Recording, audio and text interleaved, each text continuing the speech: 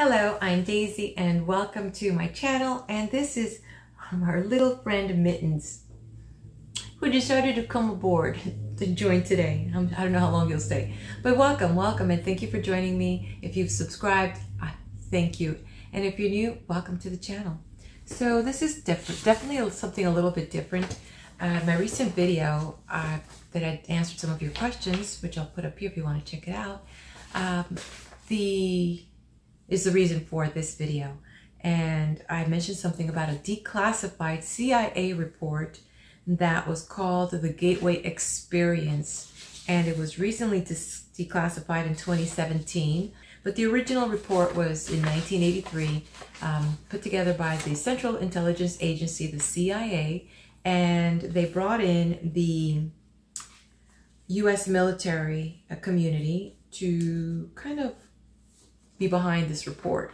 And so wanted to give you a little bit about this because, you know, there's been so much breakthrough in the area of the mind, and as more science and scientists are looking into it, a lot of what we've called mysteries is not so mysterious. There's science behind it, and the mind is definitely one of those unexplored frontiers. So kind of a little background, and I'm going to provide the link to this report, but I'm also going to provide your references so you can jump off and just go look and research yourself. And it's like, well, why does it merit for me to bring it on this channel? Well, one of the things that I like exploring is the mind. And it's, you know, not just this mystery behind tarot reading and pulling from the mind and how can somebody know stuff. Well, isn't that interesting that the government was also interested in that as well? Because we're going to learn more. So the Gateway Experience was a training system designed to focus on brainwave output to alter consciousness and ultimate escape the restrictions of time and space. So you see, when your government is looking into it, maybe it's something worth all of us to kind of perk up. Why do they want to do a whole training on being able to push through time and space? Which sometimes that's what it feels like we're doing when we're doing these readings. We are pushing through. Anyway, a little bit more here. The CIA was interested in all sorts of psychic research at the time, and that was back in the 80s. And it's interesting because when I entered the police department right about that time, in our academy, that was in Dade County, they started introducing meditation techniques. So that, let's say, I'm getting goosebumps on that, oops. In part of the training was to help us kind of get in tune with our breathing and to get past the fear and to get into like survival mode. And so and this is just a regular sheriff department. Could you imagine the government? What wouldn't they want to learn how to help the military, you know, transcend? But interesting that during that same time, don't take my word, you'll do the research. During that same time, the Russians were also diving into exploring with a lot of, you know, supernatural phenomena.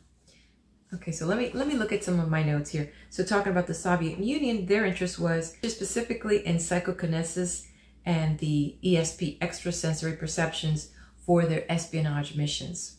So imagine that I don't have to send out a real human being physically to a location. I could literally have them remotely access intelligence and bring it back just sitting in this room. Extrasensory. And that's what they were doing. So here's a little bit of timeline of the basis of the Gateway Experience was based on research conducted by Robert Monroe in the 1950s. And he was a radio broadcasting executive who was trying to understand the effects of sound on human consciousness. And so part of this was that he was looking into was their alertness, their sleepiness, and the different states of consciousness in between. And then in 1972, a classified report circulates in the United States military talking about the Soviet Union's experiments on psychokinesis and ESP for their espionage. So that piqued the military's and the government's interest. 3 years later, Monroe registers the first of several patents concerning the audio techniques designated to stimulate brain functions. And maybe some of you are familiar with this term hemi-sync, and it was claimed to be used to promote mental well-being. And it also triggered, an altered state of consciousness. So basically you didn't have to go around doing drugs. You could just induce it by listening to sound. In 1978 to 1984, an Army veteran, Joseph McMoneagle, contributes to 450 remote viewing mission under a project called Stargate. It makes you wonder, isn't there a movie or a series called Stargate? So in 1983, the CIA reports analysis and assessment of the gateway process, and they produce that report. And it provides a scientific framework for understanding this whole expanding human consciousness and the out-of-body experiments and the altered states of mind. So that's what that report in 1983 was about. It was their analysis and their findings. So interesting then, in 1989, there was a remote viewer. Her name was Angela De La Fiora Ford, and she helps actually track a former custom agent who was on the run. And so she pinpoints this person's location and states in the report that she identifies that this person is in Lowell, Wyoming. And so guess what?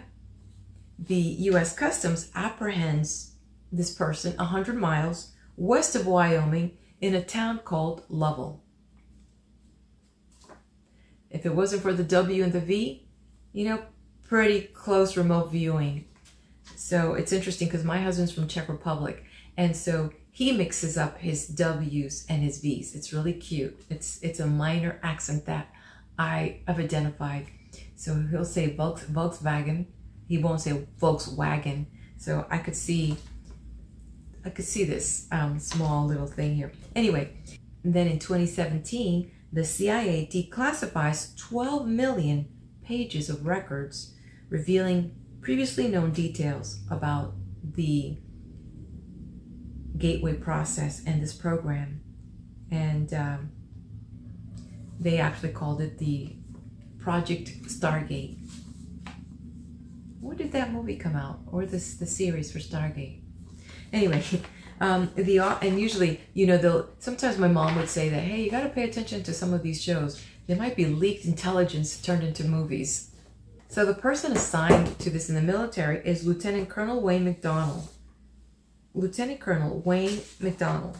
Hey, Mittens. Look who we have here. It's our lovey. Oh, everybody. Say hello to Mittens. Mittens, say hello to everybody. Meow, meow. Thank you, my little one.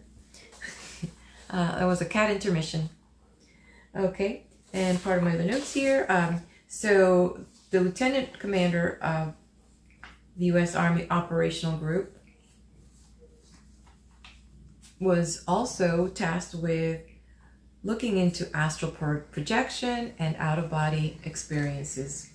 So, but what they did was they brought in a lot of a scientific and methodology approach to this project, meaning that they were doing biomedical inquiries. They had quantum mechanics research, theoretical and classical physics to explain the time and space dimension and the out-of-body experiences or phenomena, as they still want to call it. So part of that was using hypnosis.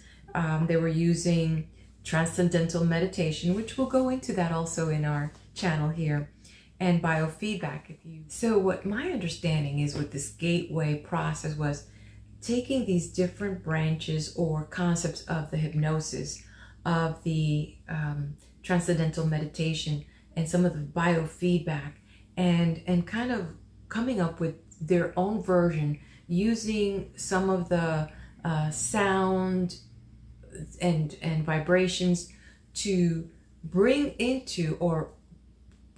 the person into a state of consciousness where now the being, the person can bring not only the frequencies of the both left and right brain, but also the body, the heartbeat, you know, the resonance of the body to a certain hertz. And there, you read it in the report where once you get that to, I don't know, between or 7 or 10 megahertz, whatever, you are vibing with the planet. And when that is in harmony, you now have access to, it's going to get crazy. It really does get crazy because they describe, and I've seen this in some of Greg Braden's book, which I have in my library here, and where they describe that the vibration of the earth is almost like an oval and it kind of goes into itself and out of itself. So in that, there's this, and oh, goosebumps on that, is accessing past, present, and future. And in that state, you can retrieve information. You think it's far-fetched sci-fi? Our government has declassified that report. Okay, so let me go back to some of my notes here. But the best is for you to go and do your own research. It says here that the best way to describe this is that explaining it by explaining a lamp versus a laser. And it says here that left to its own devices, the human mind expends energy like a lamp all over in a chaotic and incoherent way, achieving lots of diffusion but relatively little depth. When you're under hemi-sync, which is that synchronization of the both hemispheres, the mind produces a disciplined stream of light, laser focus. And once that frequency and the amplitude of the brain are coherent, it can then synchronize with the energy levels of the universe. And when that connection is intact, the brain begins to receive symbols and display astonishing flashes of holistic intuition. So I'm thinking about like when I'm doing the readings and sometimes I'm in a certain state where I kind of see and hear stuff, maybe my heart rate and I'm able to get into a rhythmic pattern. I don't know, just kind of do it natural, but now I'm really intrigued. And so this is all based on vibration. Like I said, I'm going to put the information out there so that you can read the declassified CIA report on this, this whole project. So one of the things that the lieutenant explained, he says here that the very nature of matter and energy was being explored here, where there actually was saying that solid matter in its strict term doesn't really exist. So the result of all these moving energies bouncing off energy that it's at rest. So this is a lot of science here that I am not a scientist, can explain, only just begin to like, okay, I get some of it, I get it, you know. So basically that then creates what is called the hologram that is being expressed in science today. So somebody says, well, life is a hologram. I'm like, wow. So coming back to some of the findings of this report is that time is a measurement of energy, or quote unquote force in motion, and it is a measurement of change. Another thing that is important here is that, interesting for us kind of repeat it two or three times in our own head, then that for energy to be classified in motion, then it must be confined. So energy in infinity is called absolute state, is completely at rest because there is nothing accelerating it or decelerating it. There's no change. So basically we cannot perceive it at all. Apparently there was a page missing in the report, page 25. So when you see it, you will see that there's a page missing as you get to 24, then you just jump to 26 and it's missing a whole section, which somebody was, they've actually filed for a, what's it called, the Information Act, and because they wanted that report, but the government claims that that page was never included. But anyway, so basically the bottom line is that the takeaway here is that human consciousness can be brought to an altered state or a very focused state where it can obtain information from the past, the present, and the future. Because it's all a universal hologram that's happening all at once. So it's interesting. It definitely is interesting, a good read. So some things can be explained and some things can't. So I'll leave you with some references for you to look at in the description. And thank you for joining me. I hope that you have enjoyed this video today. Leave me your feedback. What do you think? Are we a hologram?